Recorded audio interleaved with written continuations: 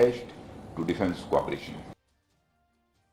Menteri Bekmi Iakat Public Health Engineering dan PHE ubah renyek ton lingdo tongkar mentagasngi ulapan pau ya kajing sngokia alo kita long haka Jylla haka babun naki kidon hapdeng ke Jingma bat kila banduk no na Kadaw ke Jingtih Pathar ya ki marpo Khyndew bat pom Pathar ya ki ding kisien ya kania ulakran haba peli ya ke Jinglang jongko North East Water Conclave bala pelong daki Indian Chamber of Commerce State Convention Center Tyllong.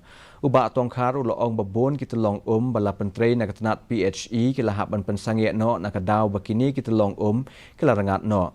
Hakani ka Jinglang basisngi jongka North East Water Conclave on sa ya peliu jingmut. Halor kumnu ban penek pensa ya kita long bat banwat ikilat kilenti ban pelang ya ku slam. Ki weipat ki bala ai jingkran hakani ke Jinglang ki kentup ya uskatri ke Water Resources Department USC Sadhu badu Executive Director jongka Yon Exchange India Limited Ankur Patni.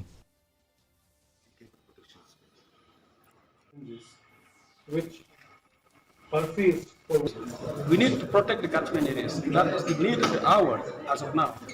To ensure that the catchment area remain untouched, trees should be there.